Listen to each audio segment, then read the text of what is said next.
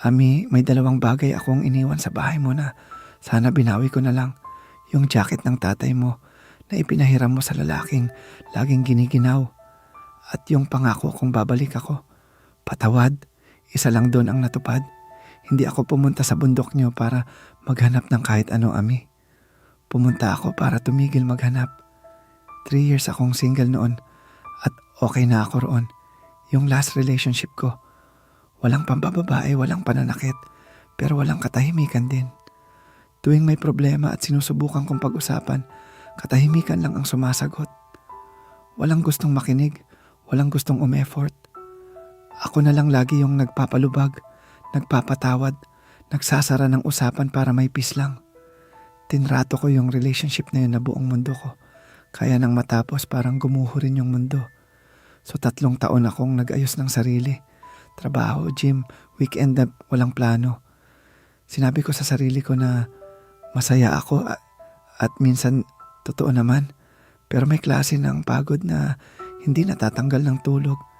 Yung pagod na galing sa pagbubuhat ng sariling mundo ng mag-isa araw-araw. Kaya nung binigyan ako ng 2 buwang leave, hindi ako pumunta sa beach. Pumunta ako sa pinakamalamig, pinakamataas, pinakatahimik na lugar na nakita ko sa mapa. Doon sa bayan yung palaging nakabalot sa ulap. Akala ko pupunta ako para mag-isa. Hindi ko alam na may bahay pala roon na may bakanteng silid at isang babaeng may laging malamig na kamay. Ikaw yung unang taong nakausap ko paglabas ng bus, Ami. Naghihintay ka sa terminal. May hawak na karton na may pangalan ko. Inabot mo. Tapos sinabi mong, akala ko hindi ka darating. Walang taga Maynila na sanay sa lamig namin dito. Sanay ako sa lamig, sabi ko. Tiningnan mo ako ng matagal. Ibang lamig yan sabi mo. Mas mabigat dito. Tama ka pala. Sa homestay ng pamilya niyo ako tumira. Yung lumang bahay na kahoy na may bukas na bintana sa gilid ng bundok at may bulwagang pinapasok ng ulap pag madaling araw. Ikaw lang ang nag-aasikaso roon. Yung tatay mo, namatay na. Yung iba umalis na. Nasa Maynila, nasa abroad, nasa kung saan-saan. Ikaw lang ang natira. Ikaw lang ang nagpaiwan. May porch sa harap at may duyan doon. Lumasira yung isang kable. Nakasandal lang sa dingding. Tinanong ko kung pwede ko bang ayusin. Bakit mo aayusin? Lalabas ka rin naman, sabi mo. Hindi ko sinagot. Inayos ko na lang. Yun pala ang simula ng lahat. Yung duyan na inakala mong walang saysay ayusin kasi pansamantala lang naman daw ako. Naging ganito ang 2 buwan natin, Ami. Gigising ako sa lamig, lalabas sa porch. Nandun ka na nakaupo sa duyan na inayos ko. 2 kamay na nakapulupot sa mainit na tasa kasi lagi kang giniginaw. Lagi kang malamig ang kamay kahit anong init ng kape. At magkukwentuhan tayo. Parang 2 taong walang ibang gagawin sa mundo. Yung mga kwentong hindi mo basta-basta sasabihin sa bisita. Sinabi mo kung paano ka naiwan. Kung paano kang nakapasa ng scholarship sa Maynila. 20 taong gulang ka pa lang. Pero nagkasakit ang tatay mo. At walang ibang mag-aalaga. So nagpaiwan ka. At habang umaalis ang lahat ng kaeskwela mo, ang lahat ng kaibigan mo, ang lahat ng nagsabing, babalik ako. Ikaw, nanatili sa parehong bundok, nag-aalaga, naghihintay, namamatayan. Natutunan ko, sabi mo isang umaga, na wag kang aasa sa taong dadaan lang. Hindi mo ako tinitingnan nang sabihin mo yon, pero alam nating 2 kung kanino mo sinabi. May isang gabi, sobrang lamig, halos hindi tayo makausap dahil sa nginig ng panga. Nakaupo tayo sa duyan magkatabi, nakatingin sa ulap na tinatakpan ang buong baba ng bayan. Inabot mo yung tasa mo, pero gumagalaw na ang kamay mo sa lamig. Hinawakan ko, para lang painitin. Yun lang naman talaga ang dahilan, pero hindi mo binawi. At nanatili tayong ganun, hindi nagsasalita, magkahawak ang kamay, nakatingin sa wala. Yung klaseng katahimikan na iba, sa katahimikang kinatakutan ko sa nakaraan. Hindi to yung katahimikang nagtatago ng problema. Yung klaseng to sagot na mismo. 5 taon kong hinanap yung klaseng katahimikang yun nang hindi ko alam na yun pala ang hinahanap ko. Malamig ang kamay mo, sabi ko. Lagi, sabi mo, pwede kong hawakan kahit hindi malamig. Hindi ka sumagot, pero hindi mo rin binitawan. Hindi tayo agad nagsabi, Ami, kasi pareho tayong takot. Magkaiba lang ang takot natin. Takot kang magmahal ng taong aalis kasi lahat ng minahal mo umalis. Natutunan mong yung pag-asa ang pinakamabigat na dalahin sa bundok.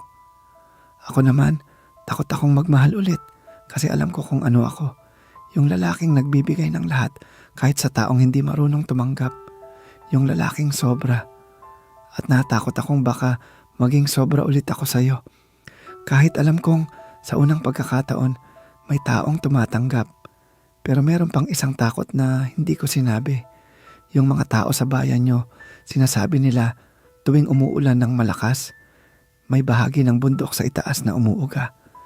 Yung gilid daw na nasa taas ng mga bahay sa baba. Mag-ingat kapag habagat, sabi ng matandang kapitbahay. Hindi pinipili ng putik kung sino ang nasa daan. Tumawa ako noon. Yung tawa na akala mo matapang ka kasi tagabayan ka, hindi ka sanay matakot sa langit. Yun rin pala ang pinakamalaking pagkakamali ng mga taong galing sa lungsod. Akala namin kontrolado namin ang ulan. Dumating yung gabi na halos hindi ko na kaya. May dumaong na lalaki sa bayan. Yung dating kaeskwela mo na ngayon ay may ari-arian na sa Maynila. Bumalik para tingnan kung kumusta ang lumanyang bayan. Tiningnan kanya na parang isang bagay na naiwan niyang nakatabi na pwede niyang balikan kahit kailan niya gusto. Wala akong karapatan magselos. Bisita lang ako, dadaan lang. Pero nung nakita kong tumawa ka sa biro niya, may lumamig sa dibdib ko na mas malamig pa sa hangin sa bundok niyo. Hindi ko sinabi. Inilibing ko sa likod ng mukhang mabait naman siya. Bawat beses na sinasabi ko yon, may kaunting bahagi sa akin ang namamatay. Tapos nung gabi ring yon, lumapit ka sa porch. Nakaupo ako sa duyan mag-isa. Aalis ka na ba pagkatapos ng 2 buwan? Tanong mo, diretso, walang paligoy. Yun ang plano noon, sabi ko. Ngayon, tiningnan kita at sa unang pagkakataon, hindi ako nagtago. Ngayon, ayoko nang umalis, pero kailangan ko munang umuwi para ayusin ang lahat doon. Para kapag bumalik ako rito, hindi na ako bisita. Para may dala akong buong buhay ko, hindi lang 2 buwang bakasyon.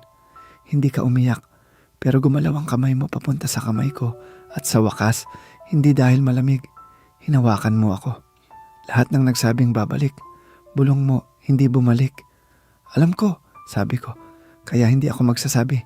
Babalik ako, yun ang pinagkaiba. Aalis ako nung Sabado, pababa ng bundok, sakay ng unang biyahe. Umuulan ng malakas nung gabi bago yon. Yung klaseng ulan na kumakatok sa bubong na parang may gustong pumasok. Habagat na nga sabi ng lahat. Pinakamalakas sa taon. Bago ako matulog, ibinalot mo sa akin yung jacket ng tatay mo. Malamig sa baba pag umaga, sabi mo. Isuot mo, saka ibalik mo pag uwi mo para may dahilan kang bumalik. Tumawa ako. Hindi ko kailangan ng jacket para may dahilan. Pero isinuot ko pa rin. Madaling araw, dumaagundong yung bundok. Hindi tukulog, mas mabigat. Yung gilid sa taas na yung sinabi ng matanda, umuga at bumagsak. At ang mga bahay sa baba, yung mga pamilya, yung mga bata, yung mga taong sa loob ng 2 buwan ay tinawag ko ng kapitbahay na sa dadaanan ng putik. Alam mo na ang susunod na parte, Ami, kasi nandun ka. Tumakbo ako pababa kasabay ng mga lalaki ng bayan.